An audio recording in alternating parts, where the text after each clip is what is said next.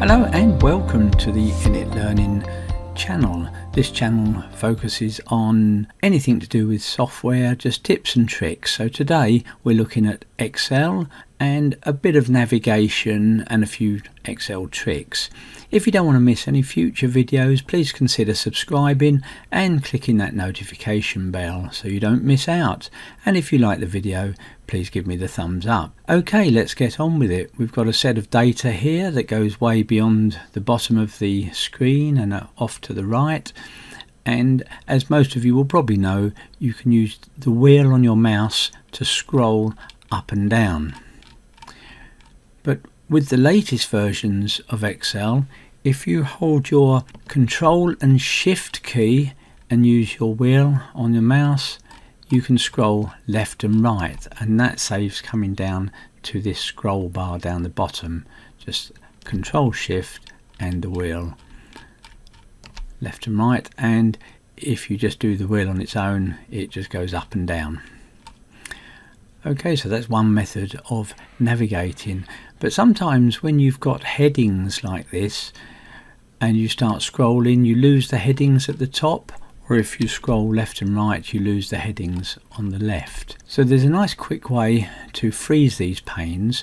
Put your active cell to the right of what you want to freeze and below what you want to freeze. So I've put mine in B2 because I want to freeze everything to the left and I want to freeze everything above. And a nice quick shortcut, and this is sequential, so just press the key and let go, is Alt W F F, and that has froze those panes. And now if I scroll up and down, you can see that the headings stay there, and if I hold Control Shift and scroll, the headings on the left stay there.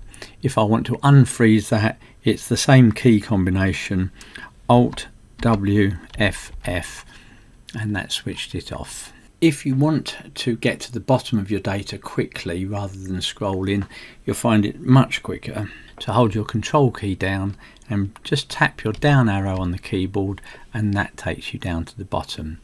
Control and right arrow takes you across to the right, Control and up arrow takes you back up, and Control left arrow takes you to the left.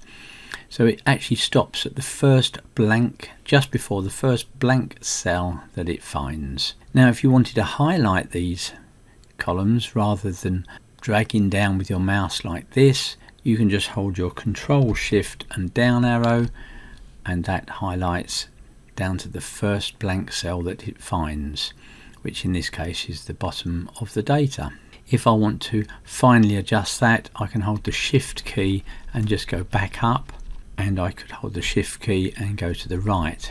So Shift and arrow keys are moving one at a time. Control Shift and down arrow takes you to the bottom, and then Control Shift and right arrow takes you completely to the right.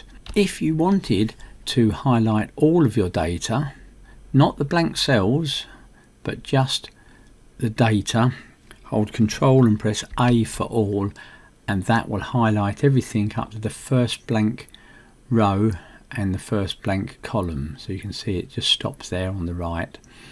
But if you ever want to check this, see this white active cell here? If you hold your Control key down and press the full stop, that takes that round the four corners of your region that you've selected. So you can just check that it's selected the correct region. Okay, if you want to select regions that are not next to each other, you can make your first selection like this. Now hold your Control key down and make your next selection, and all the time the Control is held down, you can make as many selections as you wish. One of the things that's available in the newer versions is the ability to unselect. So if I hold Control down and highlight a region that I've selected, you can see that that actually unselects that region. If you want to select a whole column, you can click at the top on the column letter, and that selects the column. That goes all the way down, including all the blank cells below your data. If you want to select more than one column, hold your left mouse button down and just drag across, and that will select the columns. It's the same for rows. you can click in a row number and then drag down, and that will highlight rows. But if you wanted to select a column using your keyboard, then make sure your active cell is in the column you want. Hold your control key down and press the space bar, and that selects the column. Or if I hold shift down and my right arrow, I can start selecting across all these columns, and you'll see that it does select everything in the column. If I hold control and full stop and go around the four corners, you can see it goes right down to the bottom of the spreadsheet. If I want to select a row, make sure your active cell is in the row that you want and hold your shift key down and press the space bar, and that selects the row. If I want to insert a new row at this point, just hold control down and press the plus key on your keyboard.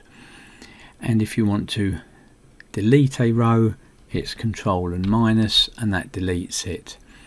If you want to insert a column, I can click a cell in that column, control space bar, and then control and plus, and that inserts the column.